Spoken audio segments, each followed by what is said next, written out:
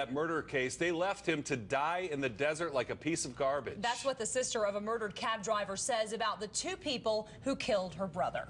Keith Goldberg disappeared 3 years ago. Now a man and wife crime team are headed to prison. News 3's Denise Rosh live for us at the Regional Justice Center. And Denise, the killers might not be there in jail for very long. Yeah, Jessica, with credit for time served, the female half could be up for parole as early as this year. Now, you remember Christopher and Georgene Ross both pleaded guilty to voluntary manslaughter, and the victim's family tells me there's a reason why they, as a family, had to go along with this deal.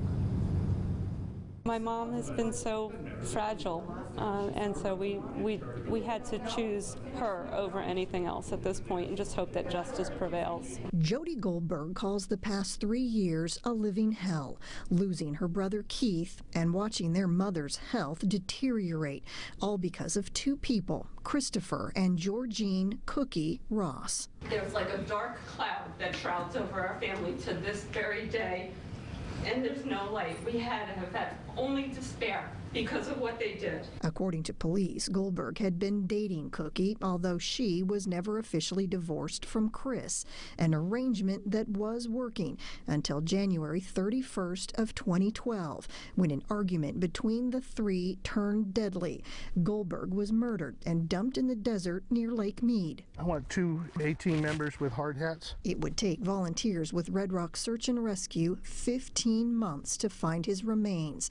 Brother Jeff Goldberg. It's one thing to kill somebody, but it's another thing to dump a body in a desert and keep it there and not even have the thought to let anybody know where it was. I mean, it was like, that's a horrible thing. Even though it was not purposeful, I did have a hand in this tragedy. But please know, I'm truly sorry I am.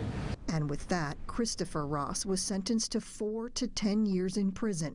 Cookie Ross, 2 to 6.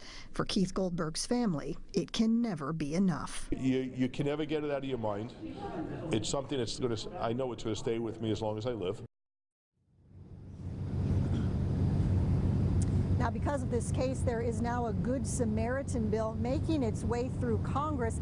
It would make it easier for private search teams to go out on federal land and look for missing people, and that was an issue that did hamper this case. Reporting live, I'm Denise Rosh for News 3. Jessica and Jim, let's go back to you in the studio. All right, we'll see.